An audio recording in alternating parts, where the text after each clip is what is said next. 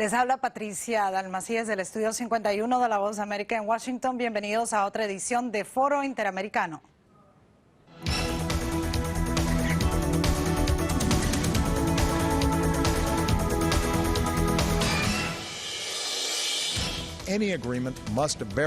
El presidente de Estados Unidos, Barack Obama, decidió postergar un ataque militar en Siria y esperará los resultados de una iniciativa rusa que busca que Bashar al-Assad entregue su arsenal químico a la comunidad internacional. ¿Tendrá éxito esta propuesta? Me sorprendió mucho, por ejemplo, El nuevo libro del escritor y periodista peruano Álvaro Vargas Llosa, Global Crossings, busca sentar las bases para una reforma inmigratoria razonable en Estados Unidos y establece similitudes entre el actual y anteriores fenómenos inmigratorios en este país. 2013. Como si el Congreso en Washington no tuviera suficientes temas por dirimir en las pocas semanas que restan en este año fiscal, la situación en Siria obliga ahora al legislativo a posponer soluciones a problemas como el techo de la deuda y el posible cierre del gobierno federal. Desde Ginebra, el jefe de la diplomacia de Estados Unidos, John Kerry, dijo que las palabras del régimen de Bashar al-Assad sobre su voluntad de renunciar a sus armas químicas no son suficientes y que espera trabajar con Rusia para que esto realmente suceda. Kerry, Lavrov y el enviado de la ONU y la Liga Árabe para Siria dijeron a reporteros desde la sede de la ONU en Ginebra que obviamente dependerá de la capacidad de tener éxito el tema de las armas químicas. El secretario de Estado norteamericano señaló además que se reunirá con su homólogo ruso Sergei Lavrov en Nueva York a finales de este mes para intentar fijar una fecha para la conferencia de paz sobre Siria, que ha sido postergada en varias ocasiones. Mientras tanto, rebeldes sirios criticaron la propuesta rusa para custodiar las armas químicas del país y dijeron que el gobierno de Bashar al-Assad debería ser enviado ante la Corte Penal Internacional por el presunto ataque con armamento químico del 21 de agosto, en el que murieron cientos de personas. Para analizar este tema nos acompañan vía Skype desde Carolina del Sur la doctora María Vélez de Berliner, presidenta de Latin Intelligence Corporation, desde Jerusalén, Israel, vía Skype Elías Levy, periodista y analista internacional en temas de defensa y asuntos militares, desde la ciudad de Miami, Wilfredo Ruiz, ex abogado de la Marina de Estados Unidos, y aquí en Washington, Isidro Sepúlveda, catedrático de Política y Seguridad Nacional de la Universidad Nacional de Defensa. Gracias a todos por acompañarnos y nos vamos directamente a Israel para que nos des un recuento, Elías, de la postura de tu país en cuanto al tema de Siria. ¿Ha logrado surtir efecto, el balón hasta ahora se ha desinflado, ya que respecto a la diplomacia se parece que se ha logrado un acuerdo muy difícil, pero se ha logrado un acuerdo? ¿Qué nos puedes decir?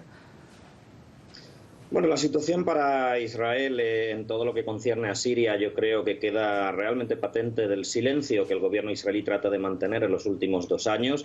Desde que estalló la guerra civil, el número de veces o el número de políticos y de militares que han intervenido públicamente para hablar del tema es relativamente pequeño en un país con una prensa tan vibrante como es Israel. El único autorizado oficialmente a hablar, poco más o menos, es el primer ministro, y creo que Netanyahu ha dejado bastante clara cuál es la postura de Israel, y la postura es que básicamente Estados Unidos, la comunidad internacional, tienen que resolver un problema que es de la comunidad internacional, que no es de Israel, y en el cual Israel preferiría quedarse un poco más al margen. Desde luego, Israel ve este conflicto en 3 dimensiones, porque, como todos sabemos, en la guerra civil en Siria está metida también el movimiento Hezbollah, chií, eterno enemigo de Israel casi, y por supuesto que tiene también otras 2 dimensiones, una en el uso de armas químicas que también podrían amenazar a este país, y por supuesto también en el poderío que Irán trata de ejercer en toda la región. Y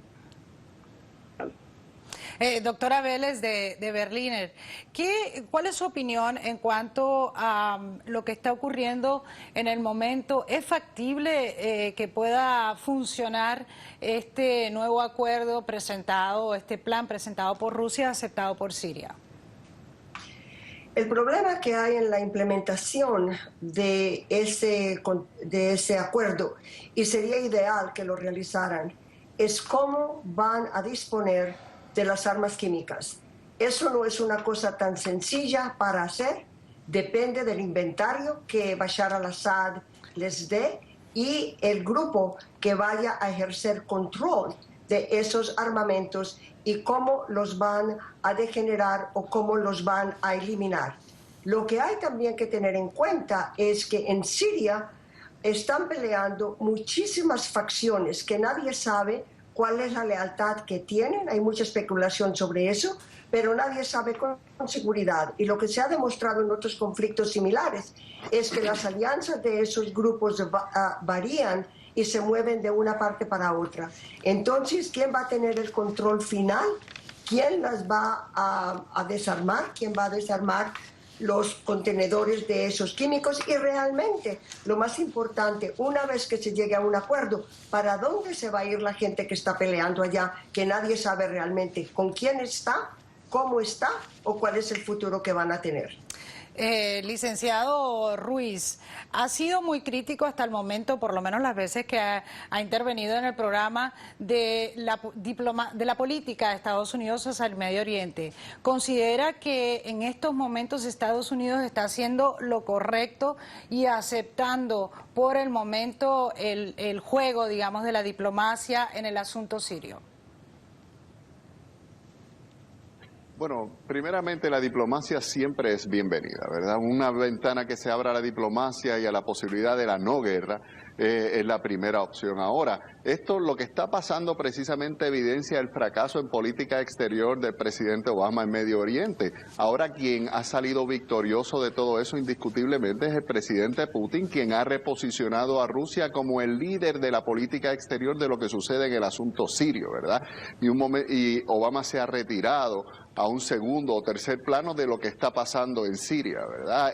Obama se autoimpuso unas condiciones para intervenir en Siria y para tener la primera mano en cuanto a las decisiones que se tomaran innecesarias consultas con el Congreso, innecesarias consultas con la comunidad internacional, que siempre ha estado bloqueando cualquier sanción que viniera al régimen tiránico del presidente de Bashar al-Assad. Así que yo creo que el gran victorioso hasta ahora de lo que está sucediendo hasta el momento es Rusia, que se ha posicionado como líder en la región, el régimen de Bashar al-Assad, que sigue en el poder sin ahora ninguna amenaza de algún tipo de acción militar que caiga sobre su régimen inmediatamente, y el gran perdedor definitivamente lo es la oposición siria, que dentro de todas las discusiones futuras que se van a tener, nada se va a estar sobre la mesa respecto a la permanencia en el poder del criminal de guerra que es Bashar al-Assad. Profesor Sepúlveda, ¿está de acuerdo con la postura del licenciado Ruiz? Número uno, y número dos, el presidente Barack Obama ha dicho que si no hubiera sido por la amenaza de que Estados Unidos implementaría fuerza en contra de Siria, Bashar al-Assad nunca hubiera aceptado el plan ruso. En primer lugar, totalmente de acuerdo con que siempre hay que dar una oportunidad a la diplomacia, y siempre se le ha dado. En estos casos, el régimen sirio lleva dos años de presión internacional diplomática e incluso de sanciones económicas para reducir su intención de acabar de forma radical con cualquier tipo de oposición interna. Otra cosa es que estoy de acuerdo con su apreciación de que el presidente Obama es el gran perdedor de esta situación. En realidad esto es un movimiento de una partida que es mucho más grande. Comenzó hace tiempo y todavía no ha acabado, y me temo que le falta bastante por acabar. Lo que ha hecho Rusia fundamentalmente es comprar tiempo, y Assad se ha agarrado a esta última oportunidad porque sabía que de forma inminente un ataque podría debilitarlo tanto que las distintas oposiciones podrían acabar con el régimen. Lo que quiere jugar Rusia es a recuperar de forma momentánea una dimensión internacional que por su capacidad en este momento no tiene. Cuando el presidente Putin dice que en Siria no hay campeones de la democracia, y lo dice él, en realidad lo que se está haciendo es mirar a un espejo.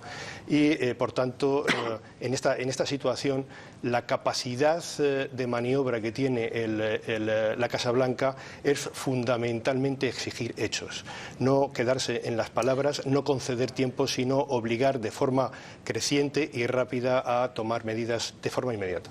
Elías, en cuanto a la postura de Israel, mencionabas que mantenían callados como política de Estado ante la situación que estaba ocurriendo en Siria. Sin embargo, según medios de prensa, muchos militares y muchos legisladores en Israel no estaban muy contentos que se había evitado por el momento un ataque militar de Estados Unidos. Sin embargo, ahora parece que las reacciones evidentemente están cambiando un poco. ¿Qué nos puedes decir al respecto?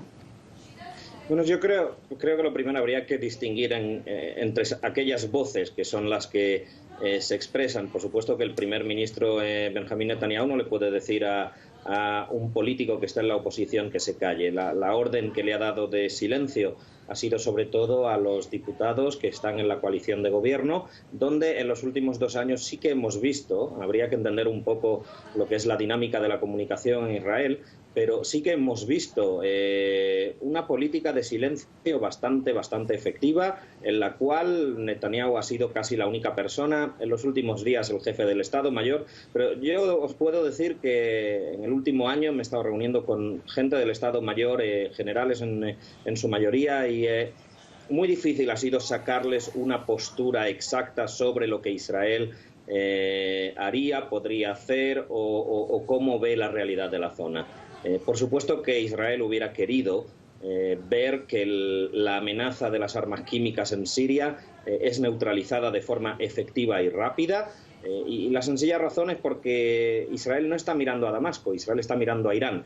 Israel lo que está viendo es que si Estados Unidos tolera de alguna manera, o la comunidad internacional tolera el uso de armas químicas en Siria, el día que Irán pueda llegar a hacer uso de ese arma nuclear que aún está buscando contra Israel, Israel estará sola. Eso es lo que está mirando Israel, y esa es la razón por la cual Netanyahu se mantiene en contacto con Obama para tratar de coordinar de que un caso no es similar al otro.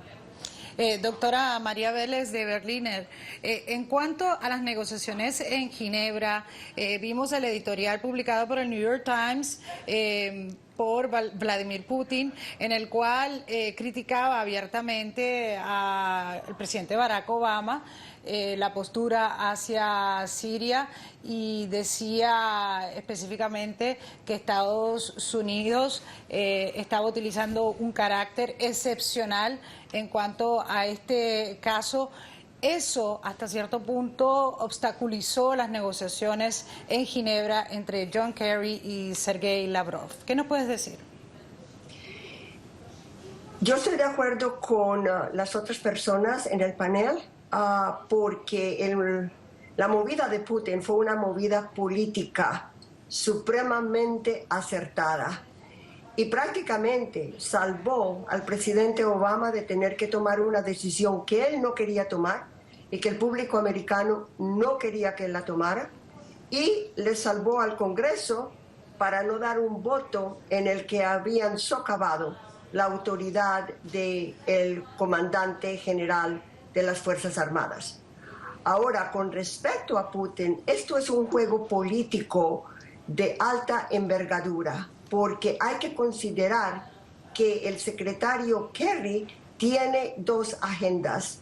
Una es la agenda de negociar y restablecer la posición de los Estados Unidos en la esfera internacional en la mayor parte que pueda. Y lo segundo es que el secretario Kerry empezó la campaña para la campaña presidencial que él con toda seguridad va a enfrentar en el 2016. Entonces lo que estamos viendo aquí es una realidad tremenda y supremamente seria, que es el control, manejo y supervisión de las armas químicas, que no solamente Siria es la que las tiene.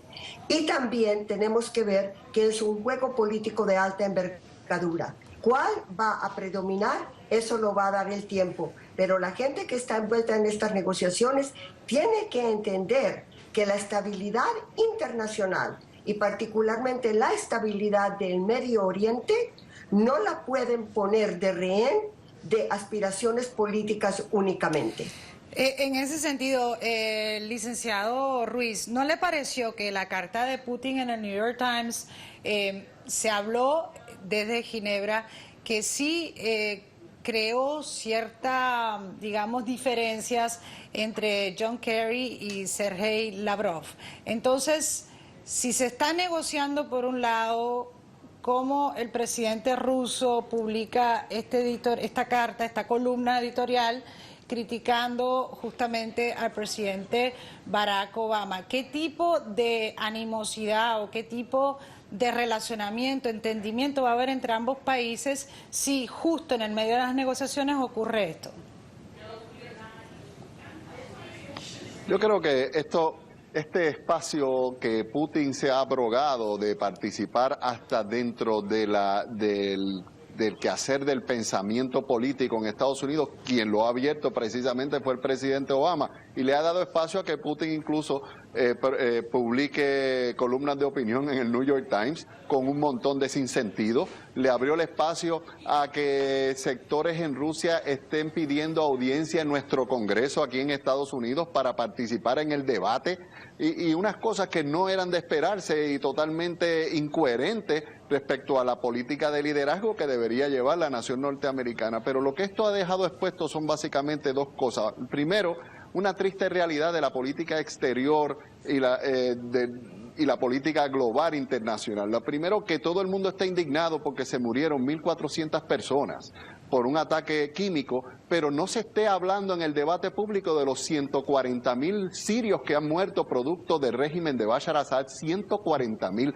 que no se esté hablando en el debate público que lo que mueva la voluntad internacional es los 2,5 millones de desplazados sirios que ha provocado este conflicto. Entonces, esta masacre humanitaria que ha pasado ya, producto de la violencia de la familia de al-Assad, que se inició con su padre cuando en la masacre de Hamá mató a 40.000 sirios, eso no está en el debate público, sino la tenencia o no tenencia, la utilización o no utilización de armas químicas, que sí es importante, pero lo prioritario debe ser los 140.000 muertos sirios. Lo segundo que ha dejado esto expuesto es el desgaste que tiene la sociedad norteamericana de estar participando en aventuras bélicas en el exterior. La guerra de Irak y el fracaso de la guerra de Irak, que ha dejado esta nación quebrada y aún ha probado que esto es sin sentido. El fracaso de Afganistán, que seguimos recibiendo ataques al día de hoy y nos vamos a ir derrotados también de Afganistán. Estas dos guerras han dejado esta nación desgastada, y por eso la falta de apoyo popular a cualquier intervención, aunque sea justa, y también que se refleja en la falta de apoyo congresional a una acción bélica. Profesor Sepúlveda, vemos que parte de las negociaciones ya anunciaron desde Ginebra nuestro canciller John Kerry que estarían tratando a fines de este mes, creo que es el 28 de septiembre, en la Asamblea General de Naciones Unidas, con el canciller ruso sobre el tema de la paz en Siria, que no tiene nada que ver con la Convención de Armas Químicas, que es en otro contexto, es para tratar de eliminar las armas que existen en Siria. ¿Qué futuro le augura a esas negociaciones de paz sobre Siria? Es un escenario especialmente complejo para todos, y se ha visto en las distintas intervenciones los distintos prismas desde los cuales se puede abordar este conflicto. Pero estas conversaciones Rusia no las ha querido mantener desde hace aproximadamente año y medio, poco después del comienzo. Las van postergando y postergando. Exactamente, no. Por primera vez se van a sentar a hablar sobre ello. Y ahora la oposición siria empieza a recibir las armas que el embargo que Occidente había tenido sobre ellas les había recortado su eficacia. En este sentido, por una parte, el régimen de Assad se ve reforzado porque ha ganado un tiempo muy considerable, y por otra parte la oposición siria, que diplomáticamente de cara al mundo ha sido la gran perdedora de esta jugada de Putin, ahora se va a reforzar militarmente. En consecuencia, puede haber paradójicamente, un incremento de las oportunidades de la paz cuando más virulenta sea la contienda interna. En ese escenario tienen que operar unos inspectores que teóricamente tienen que buscar unificar y destruir el armamento químico. Esta labor, que en un territorio pacífico es compleja, en una guerra civil cruenta como es la Siria, esto va a ser una misión realmente titánica, muy difícil.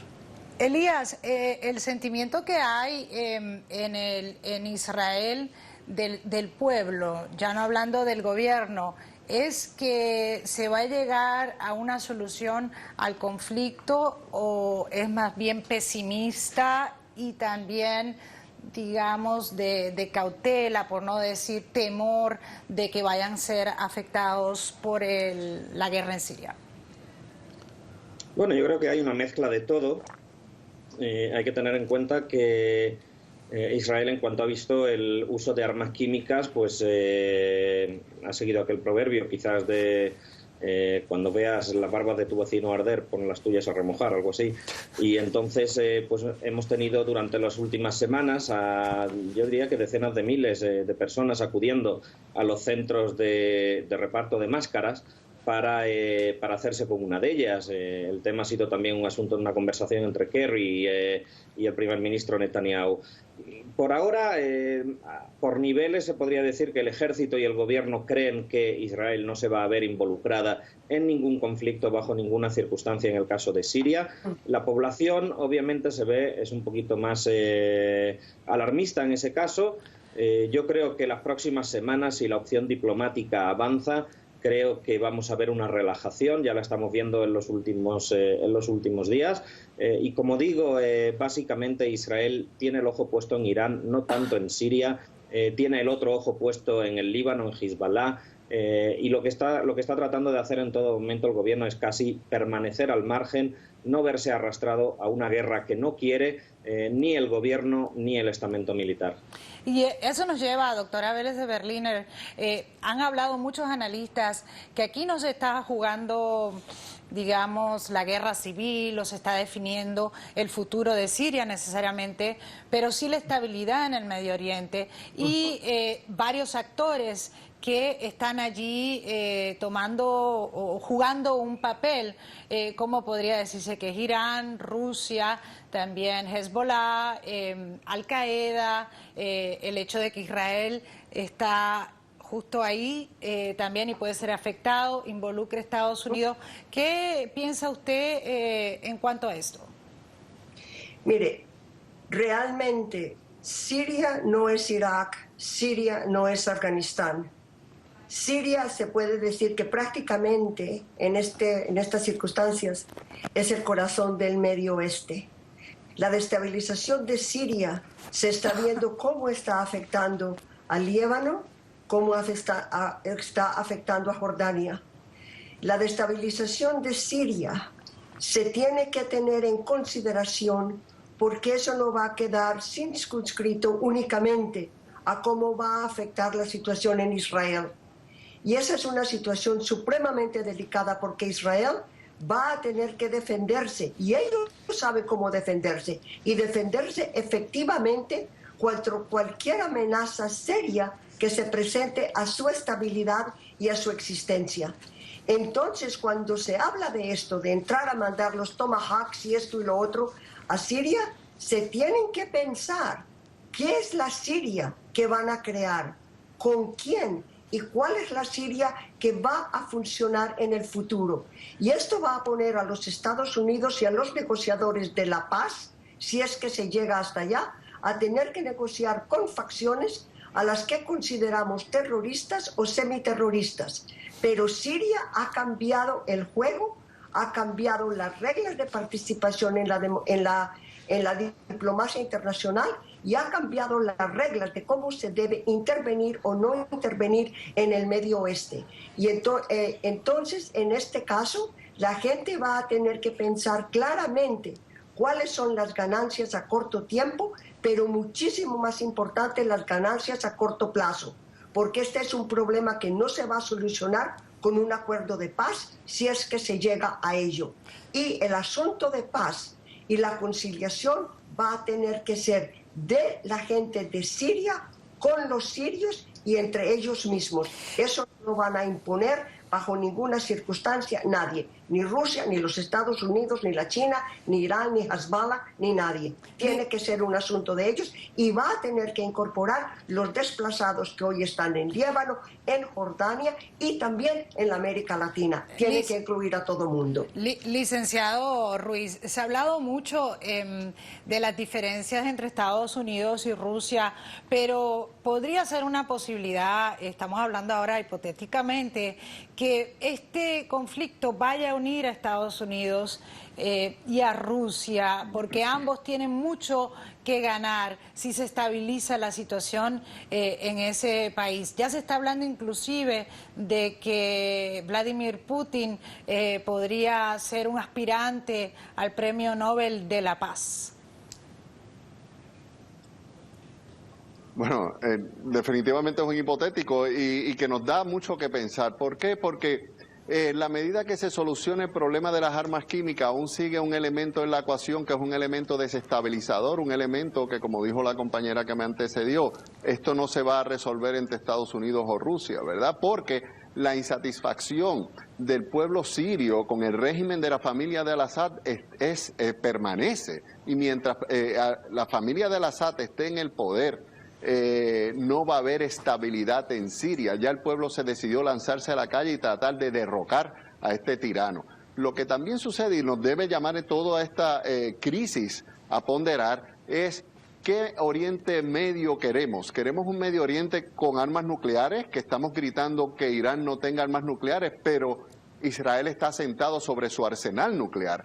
Y estamos pidiéndole ahora a Siria que sea signatario de la lista de países que son el 98% de la población del mundo ha sido signatario a ellos, que se han autoimpuesto la no tenencia ni utilización de armas químicas, mientras Israel se niega también a firmar este acuerdo. Así que en la medida que Israel sea que en el vecindario tenga un perro y no quiera que nadie más en el vecindario tenga perro, eso va a traer inestabilidad, porque si tienes nucleares, ya traíste nucleares a una región donde lo ideal y lo que debe pasar es que esté desnuclearizada y sí que no tenga armas químicas de nadie, ni armas nucleares ni armas químicas. Ese es el Oriente Medio que nosotros queremos.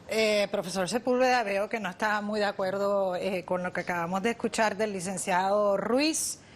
Díganos su punto de vista. No es que no esté de acuerdo. Me ha gustado la metáfora del perro en medio de un escenario como es Oriente Medio, donde verdaderamente la situación llama a cualquier cosa menos a risa. Tiene toda la razón. Es decir, Israel es el único tenedor de armamento atómico en la región y la proliferación está ahí. Es muy fácil que Irán la tenga. En el momento en que Arabia Saudí va a querer armamento nuclear, Egipto es una potencia mimética y por tanto también va a querer utilizarla. Realmente es un Scrabble, es un incremento de la tensión y de la proliferación que es intolerable para la comunidad internacional. Pero dicho esto, también hay que tener en cuenta que Israel está en guerra, en estado de guerra desde el mismo día que fue creado, rodeado de enemigos, y para ellos es necesario tener unos sistemas de seguridad que contengan a una serie de vecinos que lo que tienden no es a un juego diplomático, sino lo que pretenden es conseguir la desaparición del Estado de Israel. Por tanto, es extremadamente grave. Pero en cuanto al caso sirio, las posibilidades de la negociación de la paz y un escenario de guerra civil que se extienda en el tiempo nos dibuja un paralelo con lo que ocurrió durante los años 90 en la ex Yugoslavia. Yugoslavia era un conjunto territorial con multiplicidad demográfica y religiosa y unos enfrentamientos mutuos entre las distintas comunidades se hubieran extendido sin edie, si la comunidad internacional no hubiera obligado a parar el conflicto. Esta imposición de la paz deben hacerla las potencias, la comunidad internacional, y podemos estar visualizando un escenario en que Siria deje de ser como la conocemos, ir a una confederación o a incluso la aparición de distintos estados. Y ya para finalizar le damos las conclusiones a Elías Levy desde Israel. Elías, en cuanto al proceso, ya entregó las autoridades sirias los documentos a la ONU, en la cual los trámites legales, en la cual se unía a la Convención Internacional para la Prohibición de Armas Químicas. ¿Vislumbras en el futuro, en el corto plazo, como hablaban nuestros invitados, que se llegue a un acuerdo y que Israel hasta cierto punto le conviene que se quede Bashar al-Assad al comando del país y no cualquier otro tipo de facción no tan, digamos, respetuosa de Israel? Yo creo que acabas de hacer, Patricia, lo que son la pregunta del millón, diríamos, ¿no? Porque esta es una región donde las palabras, se las lleva el viento bastante rápido. Aquí lo que cuenta en Oriente Medio son los hechos y habrá que ver en las próximas semanas cuál es el grado de efectividad de ese acuerdo entre las superpotencias, como para que Siria se adhiera a un tratado y como para que Siria eventualmente deje de tener armas químicas y esas armas sean destruidas. La cuestión está más que nada en cuál es, incluso en el caso de que Siria no tenga armas químicas, cuál es el resultado. ¿Cuál es la Siria que se queda? Por decirlo de boca de un general del Estado Mayor israelí, alguien a cargo de mirar el norte del país, lo que vaya a resultar no va a ser nada bueno para Israel, sea uno o sea otro. Tanto si los rebeldes ganan el poder, lo que Israel puede esperar es un caos absoluto a sus puertas, el rompimiento de 40 años de tranquilidad y de calma en esa frontera. Si Assad queda, por el contrario, no será el mismo Assad, no va a ser el Assad independiente que fue su padre, va a ser una especie de marioneta en manos de Teherán, sumisa a una política de un gobierno que le mantendrá en el poder y por lo tanto las cartas de Israel en esta partida me temo que no son nada buenas. Y bueno, con esas palabras le damos conclusión por el momento a este segmento de Foro Interamericano. Le agradecemos a nuestros invitados, a María Vélez de Berliner, Elías Levy, Wilfredo Ruiz e Isidro Sepúlveda por su participación hoy en Foro Interamericano. Y si usted desea conocer más detalles de este y otro de los temas que tratamos aquí, por favor visite nuestra página de internet voanoticias.com. Hacemos una breve pausa y ya regresamos con más.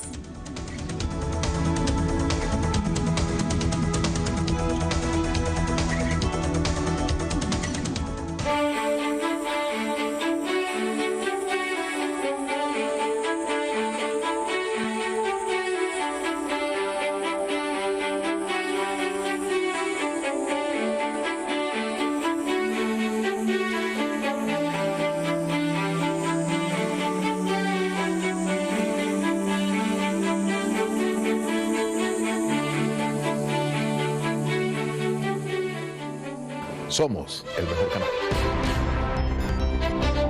Este es el Mundo del Día, la información aquí, ahora, desde Washington. Bienvenidos a otra edición de Foro Interamericano. Para nosotros fue una sorpresa absoluta. Él es realmente una persona muy humilde, lo que se demostró durante su presentación. Todas las posiciones con respecto al plan de Tenemos armas. una obligación moral. Un derecho muy básico. No cambiará la composición política de este Congreso.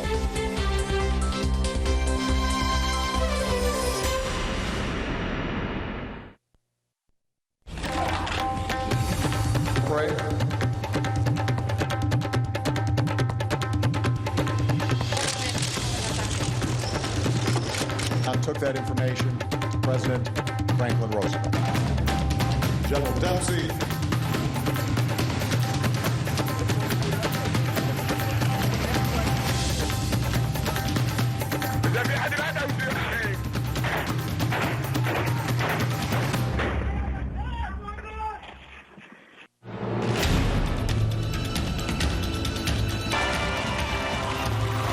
Imploring the world to take action.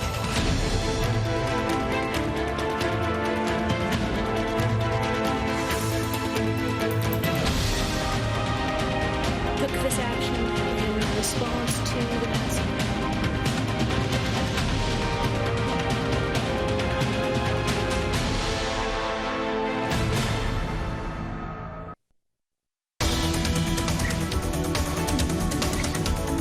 la similitud enorme entre el fenómeno de hoy y el fenómeno migratorio de hace siglo y medio, ¿no? Según el periodista y escritor Álvaro Vargas Llosa, uno de los problemas fundamentales de la actual política inmigratoria en Estados Unidos es que las leyes que la rigen y la realidad que vive día a día el inmigrante no tienen nada que ver una con la otra.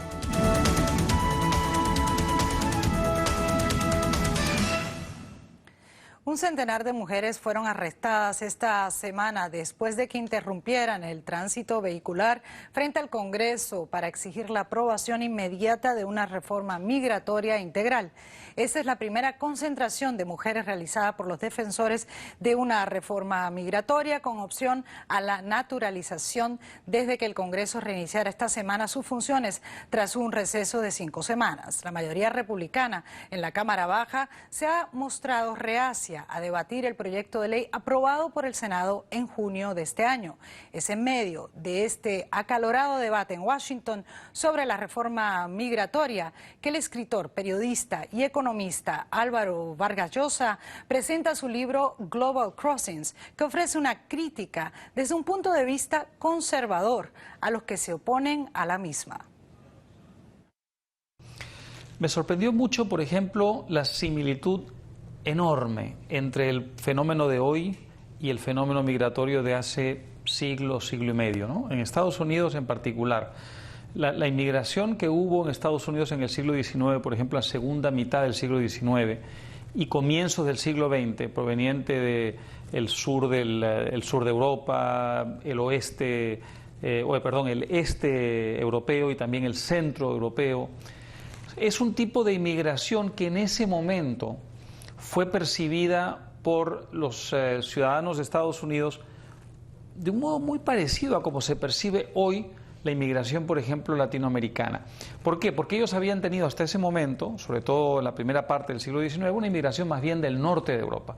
Y de pronto empiezan a llegar gente de Italia, gente de Rusia, gente de Polonia, y entonces para ellos era una inmigración muy distinta. Y la reacción fue: van a degradar nuestra cultura, suponen un desafío muy grande para nuestra economía, son distintos, son diferentes, no es una inmigración parecida a la que recibíamos antes, por tanto esto supone una novedad riesgosa para nosotros. Un poco lo que se dice en los últimos tiempos de la inmigración latinoamericana, que va a modificar la cultura americana, que va a poner en peligro la economía, etcétera, etcétera, ¿no? Yo diría que es una de las sorpresas que tuve. Tenía una noción vaga de las similitudes, pero realmente son muy notables, ¿no? Incluso lo que se decía en esos momentos, por ejemplo, los italianos en la prensa de la época, un nivel de agresividad y de hostilidad que la gente que hoy critica a los latinos probablemente desconoce, porque yo he oído muchas veces criticar la inmigración actual defendiendo, por contraste, a la inmigración de entonces, porque el argumento es verdad, nos gustaba mucho la inmigración y éramos un país de inmigrantes porque teníamos inmigrantes, por ejemplo, como los italianos, pero no como estos que vienen ahora. Bueno, no, los italianos en ese momento eran percibidos como los mexicanos, centroamericanos, ecuatorianos, peruanos de hoy, ¿no? Muy interesante fenómeno. Álvaro, la inmigración en Estados Unidos, digamos, en los últimos 50 años va por ciclos, ¿no?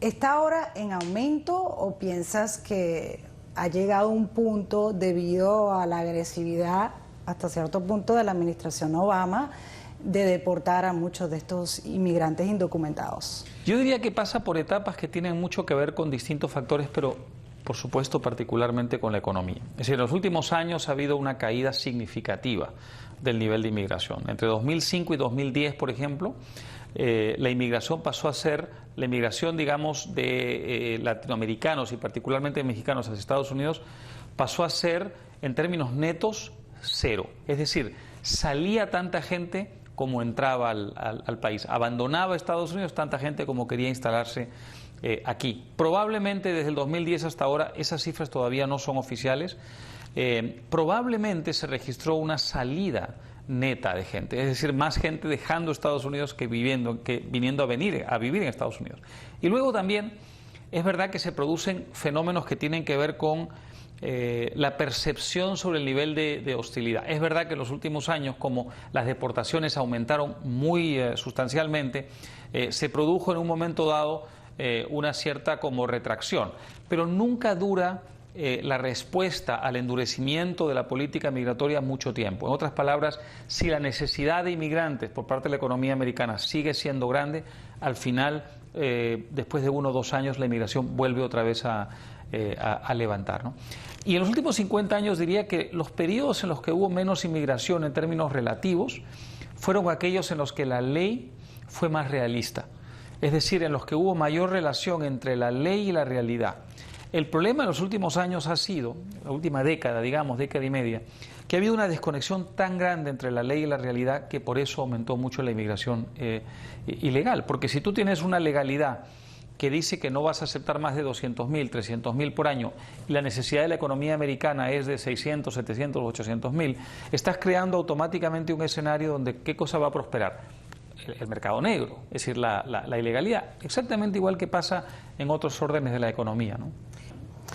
Lo que estamos viendo ahora en el Congreso que mencionabas al principio de este debate inmigratorio es que la mayoría de los republicanos, estamos viendo en la Cámara de Representantes, están indecisos, no necesariamente están apoyando. La realidad política es otra, y lo vimos en las elecciones últimas, que fue reelecto el presidente Barack Obama, y la importancia del voto latino.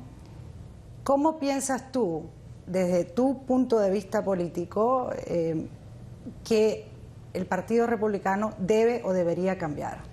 Yo creo que este es un tremendo reto para el Partido Republicano, y creo que el gran debate interno del partido con respecto a la inmigración va a ser definitivo en los próximos años. Definitivo desde muchos puntos de vista, pero también desde el punto de vista electoral. El Partido Republicano ha pasado por distintas etapas. Hubo momentos en el pasado en los que fue capaz de conquistar un voto significativo en el electorado hispano. Nunca mayoritario, pero significativo. El presidente Reagan obtuvo en una de sus 2 elecciones más del 40% de la votación hispana. Hasta el presidente Bush, que tenía esa percepción muy negativa del sector, digamos, liberal en el sentido americano de la palabra, logró tener un voto hispano muy importante, de casi 40% también. Entonces, no es imposible, como dicen los republicanos críticos de la inmigración, que el Partido Republicano conquiste el voto hispano. Pero tiene que empezar por demostrarle al electorado hispano que no es su enemigo. El problema que se ha creado es que el Partido Republicano ha generado en ciudadanos americanos que ya son parte de la sociedad norteamericana, de hecho son ciudadanos, por eso pueden votar, un temor. Y un temor que en cierta forma ha creado en ellos un sentido de comunidad cuando van a votar que antes no existía. Yo recuerdo mucho hace algunos años, yo trabajé un tiempo, en fin, te hablo hace ya mucho tiempo, en el Miami Herald, en Miami. Hicimos una especie de survey, de gran encuesta o investigación de mercado a nivel nacional, para ver si entre los hispanos había un sentido de comunidad, es decir, si un mexicano, un colombiano, una nicaragüense, una ecuatoriana, se sentían parte de una comunidad hispana cuando tomaban ciertas decisiones, entre ellas la decisión de votar. Y la verdad es que no había ese sentido de comunidad. Yo creo que la hostilidad o la percepción de hostilidad por parte del establishment político ha generado en el votante hispano un sentido de voto comunitario, voto defensivo. Y eso es muy malo desde el punto de vista de los intereses del Partido Republicano, evidentemente. Lo último que quieres es que los hispanos, cuando van a votar, vayan a votar con un sentido de comunidad amenazada, porque entonces su voto va a ser automáticamente contra ti, independientemente de que estén de acuerdo contigo en todo lo demás, ¿no? Creo que para empezar a salvar esas distancias psicológicas, emocionales que se han creado entre el Partido Republicano y un sector amplio de la comunidad hispana, el partido tiene que lograr tomar una posición con respecto a esto que sea muy distinta de la que ha tomado, por lo menos mayoritariamente, en los últimos años. Por eso creo tan importante que el sector o la corriente dentro del partido que está liderando el esfuerzo del partido por adaptar la mentalidad a los nuevos tiempos, gane ese debate interno. Si no ocurre, creo que va a haber un riesgo importantísimo para el Partido Republicano en general. En tu libro, ¿consideras que de alguna manera pruebas o compruebas lo que acabas de decir y que estaría justificándose una modificación en esa mentalidad, ese pensamiento del Partido Republicano? Yo creo que sí, basta ver, hay un capítulo dedicado a esto en el libro, basta ver cómo ha ido aumentando el voto hispano como proporción del voto total, ahora ya es más del 10%, y también cómo ha ido decantándose en favor del Partido Republicano en los momentos clave de la discusión migratoria. Cuando se han producido hechos o en el Congreso o fuera del Congreso, en el escenario político, que eran percibidos por la población hispana como hostiles o agresivos, automáticamente aumentaba el porcentaje de voto del Partido Demócrata. Y de hecho, en cierta forma, yo creo que el debate interno que hubo entre los republicanos en las primarias de la última elección presidencial hizo mucho daño, porque hasta ese momento, en los sondeos genéricos, el Partido Republicano tenía un nivel de voto hispano un poco superior al que finalmente obtuvo el candidato Romney. De modo que es muy fácil comprobar esto estadísticamente. También es fácil, digamos, hacer el contraste con lo que pasó durante la administración Reagan y la administración Bush. ¿Qué pasó en ambos casos? Es muy sencillo de explicar. Con el presidente Reagan, por supuesto, primero había, de parte de él por lo menos, no todo el Partido Republicano, porque también había divisiones internas, había una actitud muy pro-hispana. Él era una persona partidaria de la inmigración. Desde sus ideas de libre comercio, él sentía que el mundo hispano era un mundo que de algún modo graficaba su inclinación ideológica hacia la libertad económica. Pero también hubo, por supuesto, un hecho decisivo, que fue la amnistía. Él amnistió a más de 3 millones de hispanos. En el caso del presidente Bush, la gente ha olvidado por completo que cuando él llega al gobierno, y por supuesto hay que recordar sus antecedentes en Texas, cualquier líder político tejano, por definición, ha tenido una interacción constante con los hispanos. Cuando él llega al poder, una de sus primeras iniciativas es la legalización de inmigrantes, y él, digamos, inmediatamente dispara un debate interno. Luego vienen, por supuesto, los ataques terroristas del 11 de septiembre y se olvida por completo de todo eso, y el país ya no recuerda que esa iniciativa surgió de él inmediatamente después de llegar al gobierno.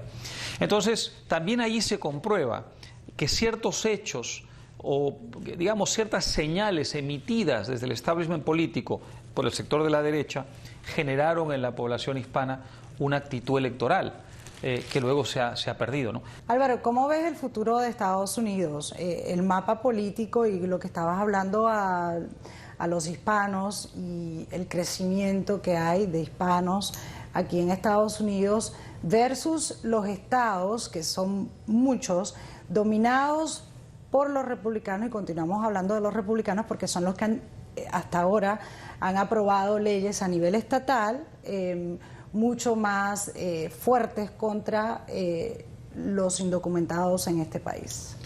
Ese es un problema que van a tener que resolver de alguna forma, porque se podría dar la circunstancia de que el sector del Partido Republicano que está a favor, por ejemplo, de la ley migratoria y en general de la inmigración, ganara la batalla en Washington, dentro del partido me refiero, y al mismo tiempo muchos gobernadores republicanos, sobre todo en estos estados, por ejemplo, estados como Arizona, adoptaran posiciones muy duras, en cuyo caso lo que veríamos sería una fractura del Partido Republicano y la posibilidad del surgimiento de un ala, digamos, tan diferenciada del resto del partido que se convirtiera casi en un tercer partido. Esto es algo que temen los partidarios de la inmigración dentro del Partido Republicano. Yo he tenido ocasión de conversar con muchos de los congresistas o senadores que están a favor de la inmigración dentro del Partido Republicano, y un temor que tienen es ese. Es decir, si llevamos la pelea hasta el extremo, dicen, al final lo que puede terminar ocurriendo es una ruptura y por tanto la creación de un tercer partido. Así que va a haber un equilibrio importante que mantener, ¿no? Dicho esto, el libro también explora la situación de algunos estados en particular, especialmente Arizona, que fue motivo de una gran controversia nacional cuando se adoptaron estas medidas tan restrictivas, ¿no? Y toda la evidencia, es una evidencia abrumadora, apunta a que el aporte de los, en general de los inmigrantes y de los hispanos en particular, a ese estado ha sido impresionante. Por ejemplo, un argumento que se usaba era que los hispanos estaban afectando desde el punto de vista del empleo al trabajador americano. En Arizona es absolutamente falso. El desempleo, la tasa de desempleo hasta antes del estallido de la crisis era de 4%, y sin embargo el 10% de la fuerza empleada era de origen hispano. Si no tiene ningún sentido, si tú tienes al 10% de la población hispana y solo en ese estado económicamente activa, me refiero, y solo el 4% de desempleo, es por definición imposible que los hispanos estén desplazando a los americanos, ¿no es cierto? Sin embargo, se ha mantenido esta posición restrictiva, por razones yo creo más bien ideológicas, en fin, o quizá simplemente de desconocimiento, de ignorancia, o quizá incluso puramente políticas, es decir, de cálculo político, en el sentido de que esa posición a lo mejor favorece a determinados líderes en un segmento de la población, ¿no? Pero en cualquier caso, si ellos pierden esa batalla dentro del Partido Republicano, yo sí veo un riesgo de que termine convirtiéndose esa en una, en fin, fuente de, digamos, controversia tan insalvable que se produzca el escenario para el surgimiento de un tercer partido, ¿no? Le queremos agradecer a Álvaro Vargas Llosa por haber participado y concedido esta entrevista a Foro Interamericano. A nuestros televidentes, no se retiren, ya regresamos, están viendo Foro Interamericano de La Voz de América.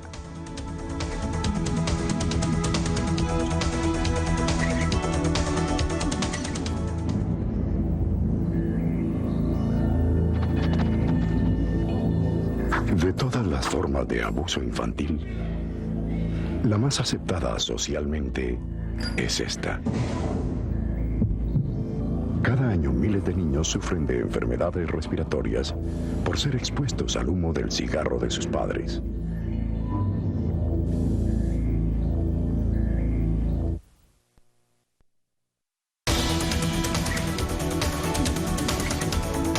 It's too early to tell whether this offer will succeed.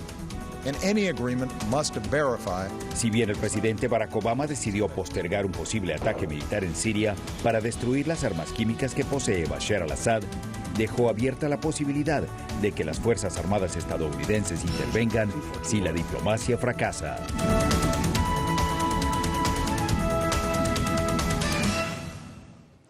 El presidente de Estados Unidos, Barack Obama, pidió a los líderes del Congreso demorar una votación sobre el uso de la fuerza contra Siria para dar una oportunidad a una propuesta rusa de que Damasco entregue sus armas químicas para ser destruidas. Obama dijo en una alocución transmitida a nivel nacional que los recientes esfuerzos diplomáticos ofrecen el potencial de eliminar la amenaza de las armas químicas dentro de Siria sin el uso de la fuerza.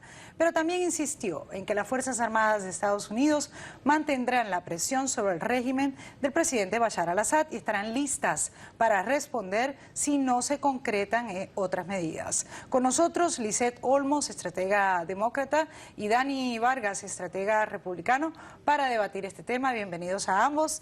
Dani, ¿qué nos puedes decir de lo que ha hecho Obama esta semana para posponer este voto? Bueno, fue fascinante, Patricia. Me parece que estuvimos hablando que 24 horas es un siglo en la política internacional. Del martes, cuando estuvimos hablando de un ataque militar posiblemente, al siguiente día, donde vimos que Rusia implementó una solución diplomática posiblemente. Veremos a ver lo que pasa. Lo que me parece extraño es el hecho de que el presidente, francamente, creo que no ha podido definir una visión estratégica sobre lo que queremos hacer en Siria. Si es una solución eventualmente política donde nos deshacemos de Assad a la larga, o si es simplemente algo relacionado con armas químicas. Eso es lo que me parece que hace falta, una estrategia para ver hacia dónde vamos en el futuro con esa situación. Lisette, ¿consideras que el presidente Barack Obama hizo lo apropiado? Porque prácticamente, según expertos, no iba a tener los votos de igual manera. Sí, lo que estamos viendo es que sí, el mensaje que dio el presidente a la nación, sí dio un plan estratégico y sí enseñó liderazgo. Lo que tenemos que hacer es tomar acción, y porque la nación de los Estados Unidos es algo que tenemos que estar ahí disponibles para poner todos los planes que podamos ver, diplomáticos, y si necesitamos tomar acción. ¿Consideras en ese sentido que el Congreso de Estados Unidos va a estar claramente muy pendiente a lo que va a estar ocurriendo en Siria, Sí. pero que este voto, Dani, eventualmente va a ocurrir y estaría apoyando al presidente mucho más de lo que lo iba a apoyar ahora, porque según los conteos no iba a ser aprobado un ataque a Siria. Y de lunes al martes, cada hora, el presidente iba perdiendo votos, porque el pueblo americano no quería un ataque militar, no quería una intervención militar sin tener una vista hacia dónde íbamos y cuáles iban a ser las consecuencias. Pero creo que ahora vamos a tener que ver si esta solución diplomática sí realmente puede funcionar. Porque lo que vimos es algo como si fuera una película de la época de la Guerra Fría, donde era Rusia contra Estados Unidos, utilizando un tercer país como escenario, y en este caso, lastimosamente, parece que el presidente Putin estaba manipulando al presidente Obama como si fuera un títere. Y es una lástima ver que estamos en esa situación de nuevo. Bueno, pero para darle crédito al presidente Barack Obama, cuando estuvo en San Petersburgo, sí hubo conversaciones entre ambos mandatarios y ya se estaba hablando de este posible acuerdo, ¿no es cierto, Lizeth? Sí, y también estamos viendo que el senador Menéndez, después de que salió el editorial en el New York Times de Putin, dijo que estaba asqueado de ver lo que dijo Putin acerca de los Estados Unidos, criticando, y también Bonner dijo que estaba insultado también. Los republicanos que leyeron los comentarios del presidente Putin estaban muy asombrados. El senador McCain también, que estaba atacando a los Estados Unidos de esa manera, al presidente Obama, y que lo que estamos viendo es que ahora se ve como si posiblemente va a haber un plan, ojalá diplomático, y que sí está Siria tomando los pasos que el presidente Obama dijo que queríamos que hicieran para desarmarse y entregar las armas. Dani, en el Congreso, los demócratas, en la Cámara de Representantes exclusivamente, no se veía muy claro quiénes estaban a favor o no del ataque, pero digamos no había un consenso de apoyo hacia el presidente. ¿Nos puedes decir ahora si están hasta cierto punto diciendo que gracias a Obama y al hecho de por 3 semanas poner presión sobre el régimen de Bashar al-Assad es que el plan ruso de Putin funcionó? No sabemos por qué el presidente Putin presentó este plan. Creo que tiene mucho que ver con el hecho de que el presidente Putin quiere volver a poner a Rusia como líder en el mundo. Creo que es algo interesante ver que cuando hubo conflicto en el Congreso y en el Senado sobre el ataque militar, ahora sí parece que hay este punto de que Rusia está interviniendo a nivel político. Es algo que puede unificar el Congreso, republicanos, demócratas, en el Senado y en la Cámara Baja, para decir que nosotros sí nos tenemos que unificar. No tanto sobre el plan de Obama para el ataque militar, sino la postura de Rusia. Es un punto donde nos podemos unificar. Es muy interesante, me parece. Si falla, Lizeth, el plan de paz o la destrucción de las armas químicas en Siria, ¿piensas que el Congreso sí estaría dando el apoyo al presidente para una intervención militar?